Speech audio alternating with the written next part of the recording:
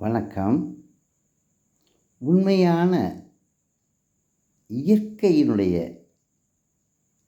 படைப்பில் அந்த உண்மையான மரகத கல்ல யாராவது பார்த்துருக்கீங்களா? பச்சை பச்சேர்னு நம்ம கிளியாரத்தில் ரேடியோ பார்க்குறோம் இல்லையா? இருட்டில் அவத்தில் தெரியும் இல்லையா ரேடியோ? அது மாதிரி பளபளன்னு இருக்கும். இரவில் மின்னும் இரவில் நல்ல இருட்டில் பளபளன்னு மரகத பச்சைன்னு சொல்லுவாங்க. அந்த மரகதம் மின்னியதை யாராவது பார்த்துருக்கீங்களா? அப்படிப்பட்ட ஒரு அற்புதமான ஒரு கல் தான் மரகத கல். அந்த கல்லை நான் பார்த்தேன். நீங்கள் நம்புவீங்களா? எங்கள் அப்பா நம்பலை, என்னை பற்றி தகப்பனார் நம்பலை. என்னுடைய தாயார் சொன்னாங்க, அம்மா நானும் கூட சில பிள்ளைகளை கேள்விப்பட்டிருக்கேன், நிறைய கேள்விப்பட்டிருக்கேன் அப்படின்னு சொல்லி அவங்க கூட சொன்னாங்க, இருக்குதுன்னு சொல்லி இருக்குது. அது மாதிரி எங்கள் வீட்டிலே நம்பலைங்கிற போது நான் யார்கிட்ட போய் சொல்ல முடியும்? யார்கிட்டையுமே சொல்லலை. யாரும் நம்ப மாட்டாங்க பார்த்தேன்னு சொன்னால். அப்படிப்பட்ட ஒரு நிலைமை. ஆனால் 50 வருஷத்து கதையை நான் இப்போ உங்கள்கிட்ட சொல்கிறேன்.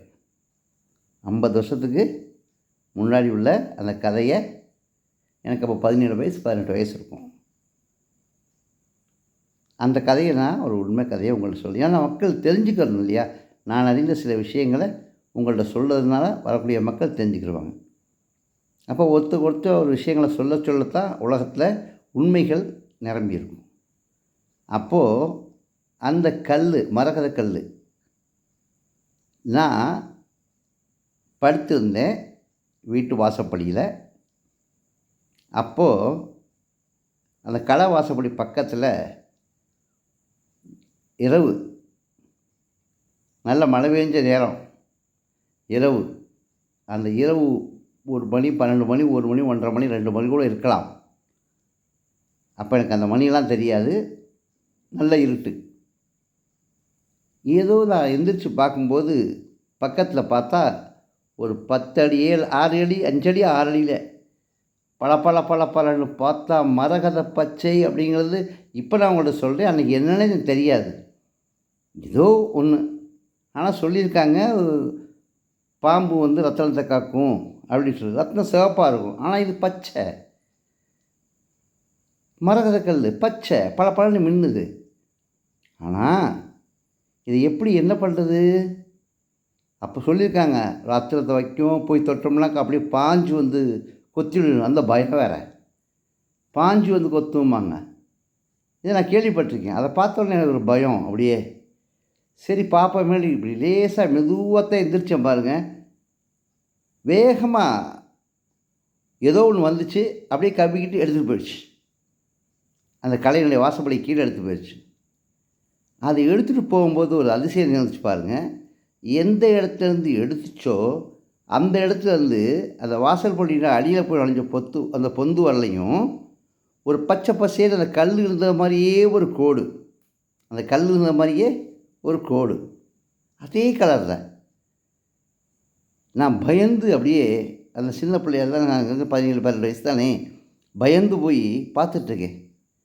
அப்படியே கூர்ந்து நான் பார்த்துட்டு இருக்கும்பொழுது கொஞ்சம் கொஞ்சமாக எந்த இடத்துல அந்த இது எடுத்துச்சோ அங்கேருந்து அந்த கோடு போட்ட கோடு, நீங்களாம் பார்த்துருக்கீங்க, நத்தை ஊந்து போல ஒரு சின்ன கோடு வெள்ளையாக இருக்கும், அது மாதிரி கோடு ஒன்று, க்ரீன், நல்ல பச்சை, மரகத பச்சைன்னு சொல்லுவாங்க.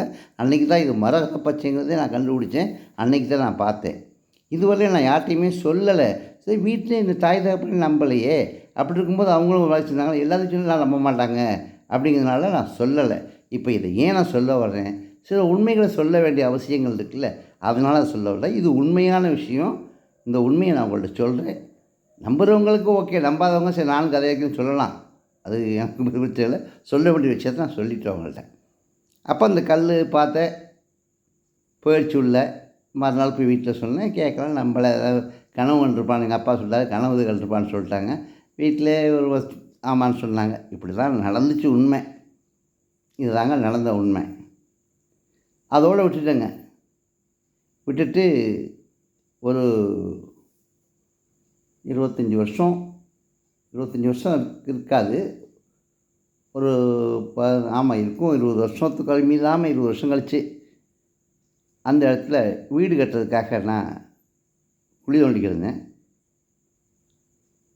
ஒரு உண்மை அன்றைக்கி தான் எனக்கு தெரிய வந்துச்சு.